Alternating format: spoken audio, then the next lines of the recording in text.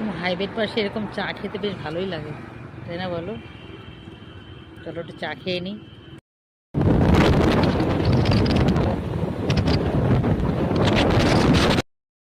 একটা হাইওয়ের পাশে দাঁড়ালাম আমার বর আর আমি, এখন চা বিস্কুট খাবো। এই যে কোথায় এসেছি তোমাদের পরে একটা ব্লগে তোমাদের আমি জানাবো। ওই যে আমার বর আর আমি দুজনে আছি এই যে হাইওয়ের পাশে, এই যে গাড়ি দাঁড় করিয়ে এই যে চা খাচ্ছি। এটা তোমার এটা কোন জায়গা গো? এটা কোন জায়গা? এটা কোন জায়গা? নৈহাটি বাটপাড়া। দেখো হাইওয়েটা পাশে, একটু চাটা খেয়ে নিই। খাচ্ছে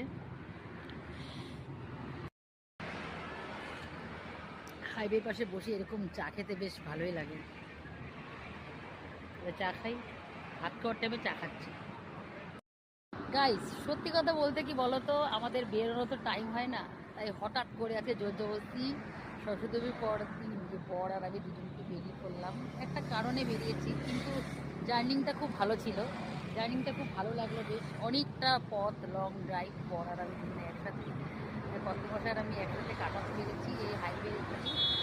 আমরা এখানে একটা চায়ের দোকানের সাথে দাঁড়ালাম। ওই যে আমার বর্মশাই, চলো কথা কি দেখতে পাচ্ছি জানি না, ওই যে আমার বর্মশাই, চলো ওই যে।